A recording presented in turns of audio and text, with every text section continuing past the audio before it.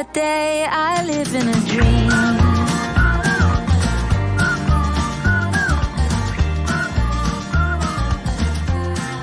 I live in a dream.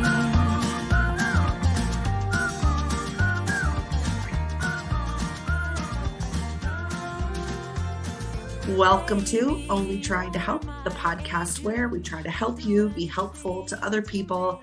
I'm Kate Watson, and I'm here with a fan favorite. Melanie's here. I think it's been at least a year since you've been on. So how have you been? What's new? How's life treating you? Life is good. A lot of changes, a lot of different things going on, but I have to say I am in a good place right now and life is really good and I'm happy to be back. Yeah.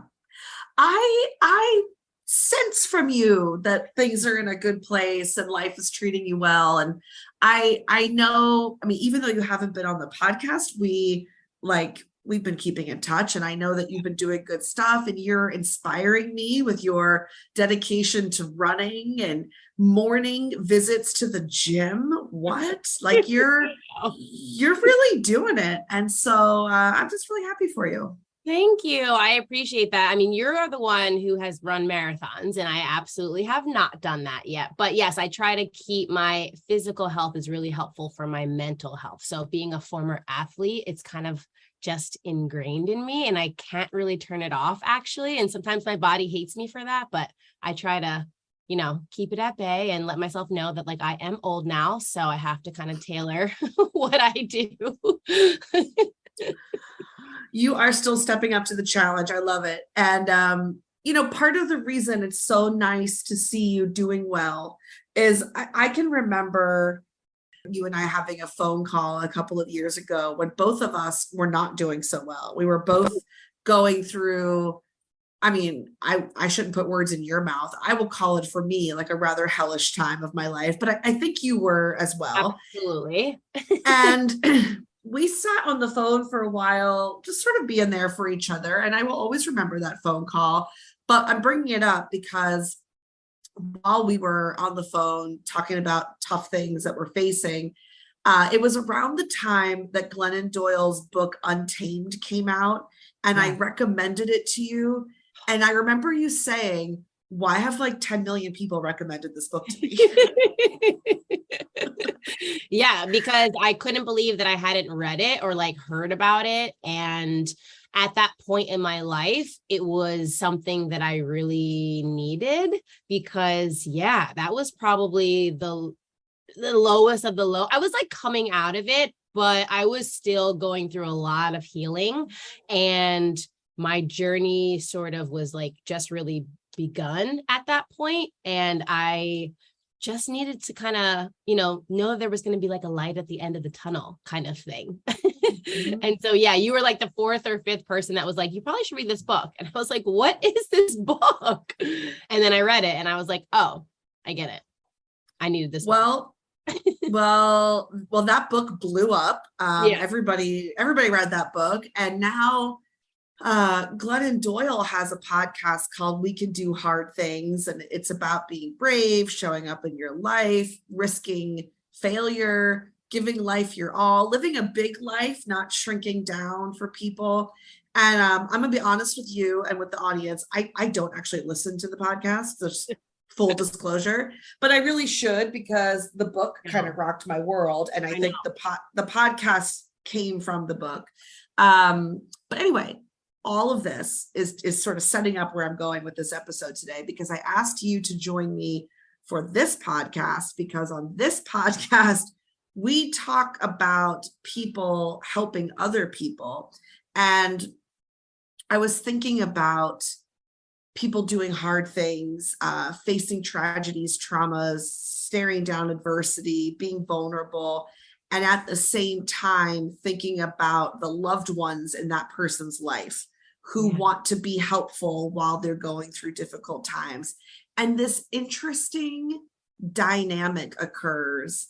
And I want to hear your perspective on this. But when you're the person who's caring about someone going through a hard thing, it does something to us. I mean, what's been your experience with that, you think? it's like a visceral reaction. I mean, it is so hard to not want to shield the people that we love and the people that we care about from pain. Right. Yeah. And it is so hard, especially if they're going through something that we've been through and we can almost anticipate the outcome, to then doubly want to be like, please don't do that. This is what's going to happen. You don't have to go through this. Like, learn from my experience. I find myself the most triggered when I see a family member or a friend going through something that maybe I've been through or similar to it. And I'm like, let me just stop you from feeling the pain that I felt, which is crazy because so many times, like now we talked about this healing journey, right? And now kind of being on the other end of it, I wouldn't say I appreciate the things that I've been through, but I have some kind of gratitude for the things that I've been through and the hard things. And when I think about it like that, and the things that I've learned about myself, having gone through those things, I'm almost like, is it good for me to take that away from somebody else? Like, is that what I should be doing? You know, like, am I stunting their growth in some way by doing that? So that's kind of the reframe that I try to think about, but it doesn't make it any easier in the moment to like not tell someone to do something. No, it's true. It is so hard to watch people struggle, especially those you care about. And yet we all look back on our struggles with such a feeling of pride and triumph that, like, what if someone had robbed you of all of those struggles, all of them? Like, your life was just cushy and perfect. And I guess I relate to this because, you know, it took me a long time in my life to be the person who finally is willing to do hard things. Like, I think as a kid, I was scared to do hard things. Mm-hmm. And it felt like such a moment of growth for me in my young adulthood, middle adulthood, when I realized, like, no, I actually step up to the plate, and like, I'm pretty tough and I'm resilient, and I take chances and I do big things. And what I've realized looking around me is that I'm surrounded by people who love me, but are often discouraging me from doing hard things. And I started creating this list as I was thinking about the podcast, like the things that I heard throughout my life, like, don't try out for the play. You'll have to memorize too many lines. Don't try out for the team. You might get cut or rejected. Don't go for that promotion. The job might be too hard for you. Don't go to that school. I've heard it's really hard to complete those classes. Don't take that trip. They might not speak English there where you're going. How will you get around? Mm-hmm. Don't run that race. You might hurt yourself or you won't make it. Mm-hmm. Don't write that book because people might criticize your work. Don't Mm-hmm. trust that person. He might break your heart. Mm-hmm. And I get that these are things people say when they're trying to shield me. Like, that was your word, but like, they're trying to protect me from tough times. But all they really end up telling me is that they don't think I can handle it. Yeah. And that's not their intention, but right. This is what happens when we tell people what to do. It's the same thing, right? It's the same feeling of, if I wasn't to tell you, then you wouldn't be able to figure it out on your own. So if you go through this hard thing, you will not be able to survive it. And who is anybody else to say that you won't?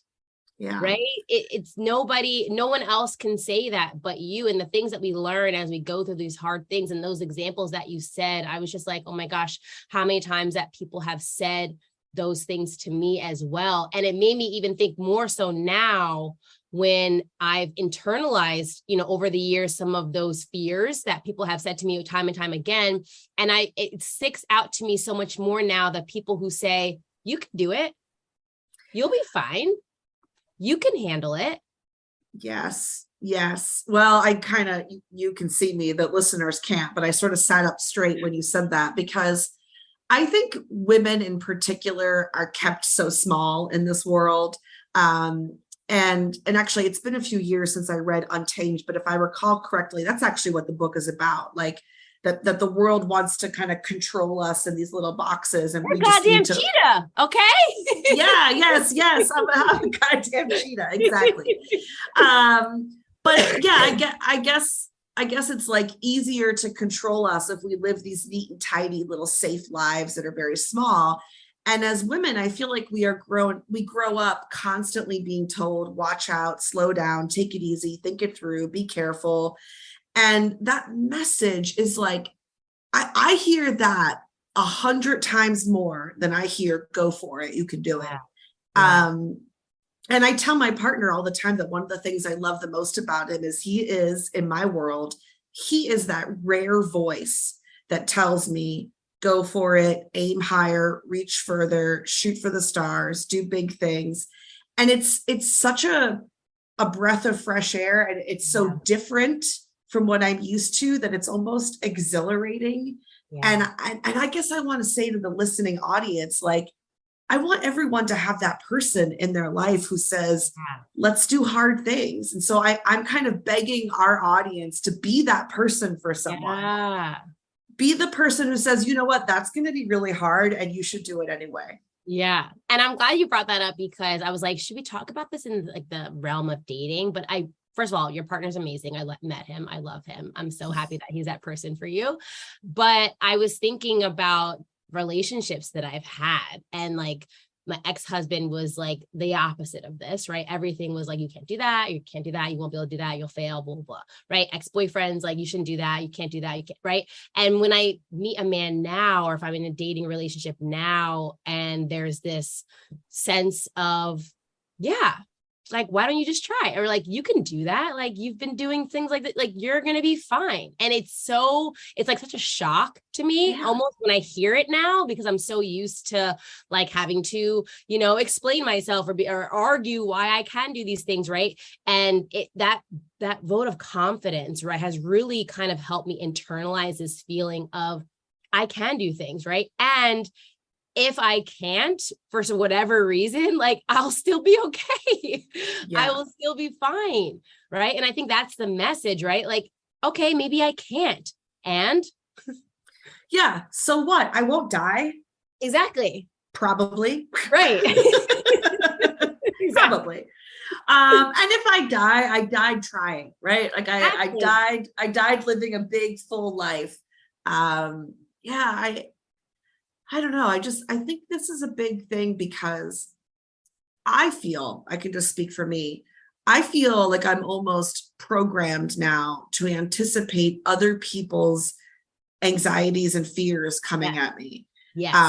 So every time I have like a big idea, I start building my case that I'm going to make to all the people in my life who are going to worry about this thing, right? Like, okay, I'm going to tell them that I'm doing this. They're all going to be scared of this. So how do I make everyone else comfortable with this? Right. And how sad is that I am so trained to anticipate everyone else's worries for me. Yeah. And when that rare voice shows up that says, oh, that's cool, yeah, you should do that, I like don't know what to do with myself. Exactly. Like I don't have to convince you that everything is going to be fine. Right. Wow. It's freeing. Right. It's so freeing. And it's so funny because this literally just happened 15 minutes ago. And I was telling you how my sister's in Ghana right now, and she had called me and she made a decision on something that I probably wouldn't have necessarily like encouraged her to do. But as soon as she told me, and I was thinking about this podcast, and I said, you know what, rather than discourage her, let me just, give her some words of wisdom and encourage her to trust herself. Mm-hmm. And I could hear her building up this story in anticipation of me being like, I can't believe you're doing that. Why would you do that? Like, that's not the right decision. Like, please don't do that kind of thing. Mm-hmm. And as soon as I said, make sure you do what's comfortable for you, but it's okay to explore and meet new people and really, enjoy yourself and that kind of thing, I could hear in her voice this relief. Yeah. And I'm like, I don't know if I always show up for her that way, and I wish that I did more. It's such a good example because even the way you tell the story, you sensed her bracing for your fears and worries. She was bracing for it. Absolutely. Yeah. Yeah. And I'm like, okay, if you were telling like mom or dad, but I'm like, but I think we're so used to that, right? And I think parents, it's really hard. And I have a daughter, so like even at 3.5 going on 13, I try to control this, and I teach her like, listen, you can do that thing, and there will be like, she knows the word consequences because I'm like, things will happen, but you can do that, and you need to learn to trust yourself, right? But this idea that we're so conditioned to like, first of all, needing someone else's approval or needing someone else's opinion on it to give us like the go ahead, right? And then also being conditioned to knowing that we're going to get pushback from it, or we're going to, going to get someone else's fears projected onto us, makes it really hard. But yeah, she was bracing in that conversation. And I was like, you know what? I trust you, that you can trust yourself, and you're smart enough to navigate this, and you'll be okay. Yeah. I believe in you. Yeah. And I was, before you logged in and I was just gathering my thoughts for this, it occurred to me that I so often don't even tell people what I'm up to, because I'm so tired. I'm so tired of people trying to keep my life so small. And so I often don't even tell people about my shit until I've already done it. Yeah. And then I can be like, look at this thing I did. It's already done. Like, right. Like, look at this race I ran. I already ran it. Like, I didn't tell you I was training for it, but I did it. Yeah. Or look at this book I wrote. I didn't tell you I was writing it, but it's done. And it's sad though. I mean, I've put that up as my protection now. Like now I protect all of my accomplishments from everybody else's fears and anxieties shitting all over it.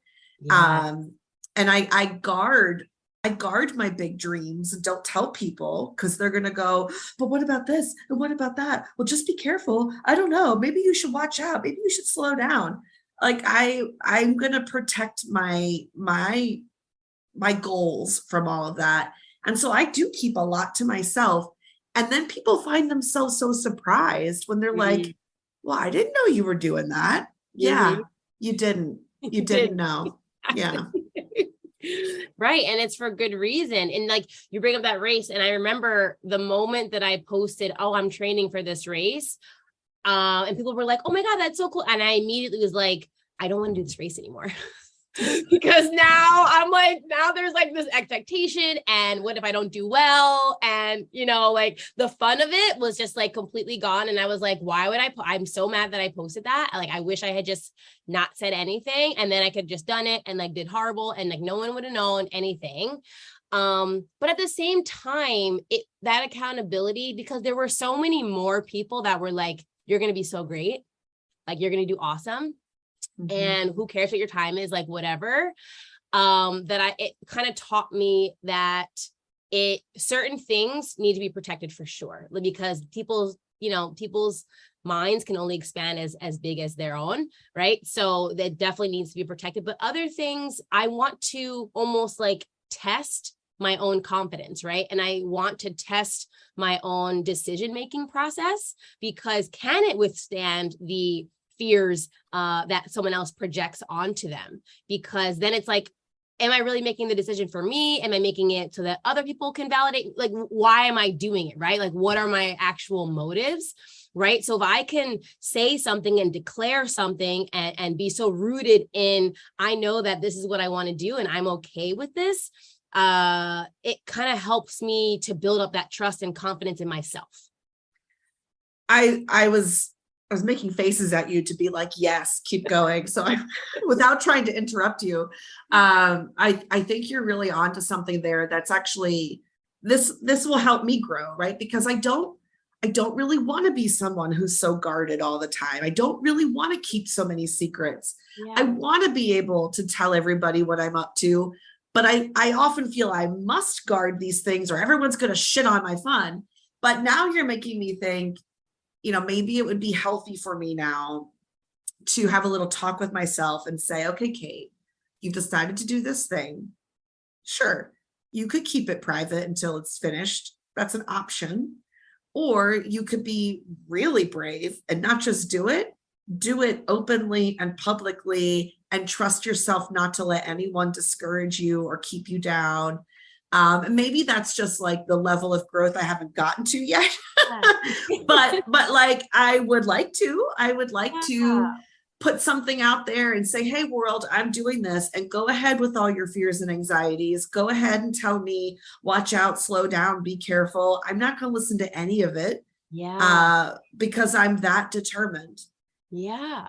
Yeah. And I think that sometimes that maybe that is necessary for our growth, right? And I think it's, coming from different people too, right? I think, your partner, you're not going to get that same thing from, right? So we have to think also, where are these voices coming from? Like, is it just random people that I went to high school with or whatever, acquaintances or colleagues, those voices hold a different weight, but for me personally, as someone who's gone through this process and like started to understand myself a lot and like where a lot of my anxiety comes from, like I know like my dad is a source of, and I love my dad. I'm like a huge daddy's girl. Like I have 2 siblings. I'm definitely his favorite. And like I know this to be true. Like everyone knows it. It's fine. But he is one person that he projects his fears and insecurities so much. So when I speak things about certain things that I'm doing or whatever, and I have to remind myself, like, where is it coming from? I know he loves me, but I know that he has his own shit, and he can't help that he projects that onto my own decisions. So it doesn't necessarily not hurt when I hear it, but I have to remind myself like, oh, this is where it's coming from. That's okay. It really has nothing to do with me. And like my decision is actually fine. Yeah. Well, you are a daddy's girl because you're letting him off a little easy. You said he can't help it. I would argue he probably could if he tried, right? He probably could if he tried. Yeah. And the only reason I'm harping on this, nothing against your dad, I'm harping on this because I think our listeners are probably a lot like your dad. And I want to challenge them to not just be like, well, I can't help it, I'm just going to project my fears onto you. You can help it. Like, just try. And I think, when I pitched this idea to you, Melanie, it was because I said, Glennon Doyle has that podcast called We Can Do Hard Things. And I want to say to our audience, we can let people do hard things. We can let others go walk through hell. We can let others fall down and make mistakes. And it might be hard to watch. Maybe sometimes you feel like you can't stomach it, but you can stomach it if you try, if you work on it. And our listeners tune in because they are people trying to be helpful to other people. And so I'm just asking folks to consider what's really helpful here, because I think what you and I are saying is often the most helpful thing is to let someone know you believe in them. Absolutely. And I think, so you just gave me a growth moment because I think you're right. I think you are right that he could do better. And I think for me, as part of my healing and my growth journey, is having that conversation in the context of, listen, I know this might make you anxious. I know this might not be a decision that you might agree with, but I want to let you know, and I would really just appreciate your support on it, right? Like almost prefacing it that way to not necessarily let him off the hook, but to let him know like, it's okay. And I'm doing this anyway. And I don't, like, you can feel those feelings of fear come up when I am sharing with you whatever I'm sharing, and also not project them onto me. Right. So I think the next time I have a conversation, it's going to be more around that. And I think that's a growth moment for me, is to own my decisions so much that even someone like my dad, who I love and idolize, I can kind of put the conversation in the framework of, you may not agree, or you might have some insecurities or fears around this, and that's okay. But also don't bring them into this conversation because they're not mine and I don't need them. Yeah, I don't need them. Yeah. Oh, I just love the way that you said that. I don't need them. There's a person in my life who, like, listen, sometimes I feel like I'm pitching her a softball. Like, it's such an easy one, right? Like I call her up and I say, hey, guess what? Like, I'll even frame it as, I have great news. Melanie, does it even matter what I say next? Nope. If I call you and say, guess what? I have great news, you know that your job is to just hear whatever I say. There you go. There you go. It's a softball. I'm essentially telling this person, here's exactly how you should react. You should just be excited. And so then I share my great news, and 99 out of 100 times her response is, well, just be careful. And I just want to be like, I've learned now to say, you're a little nervous about this. And I'm not. Thanks for chatting. Hang up, right?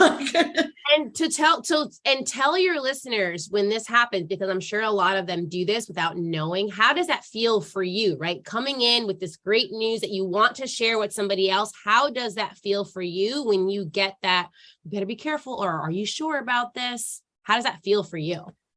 Completely deflating, right? Like my whole tone of voice at the beginning is, hey, guess what? I've got great news. And then when I hear, just be careful, I feel everything inside of me just like slump down. Ugh. And it takes all of the fun. It takes all of the energy. It takes all the excitement. And it's just kind of a bummer now.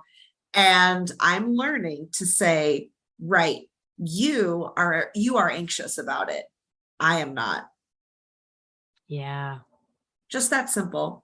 Yeah. You are anxious about it. Even calling it out. I think that's so powerful, right? To be able to acknowledge in the moment that their anxiety is being projected onto you, and to spell that out for them is huge, I think, for both people, for you, but also for your listener, right? To kind of have them be like, oh, ooh, wait, am I doing that kind of thing?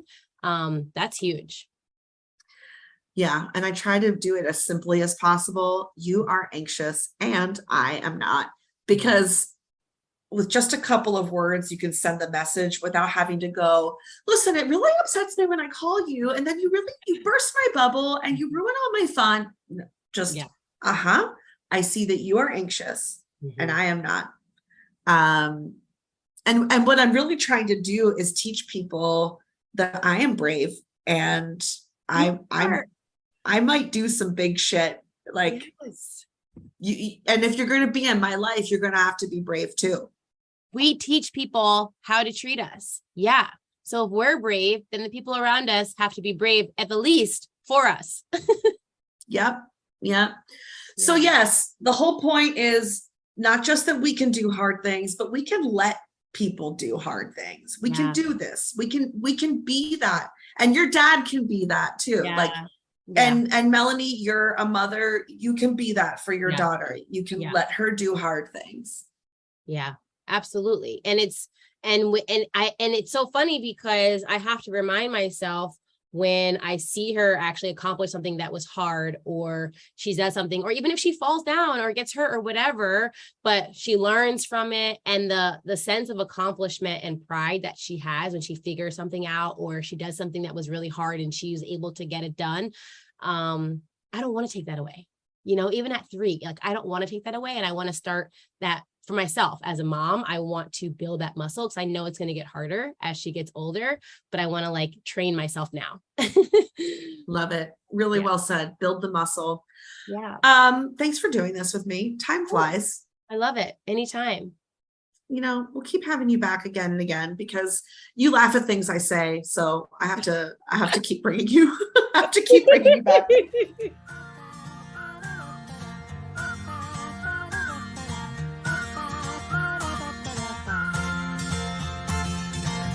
me in your arms.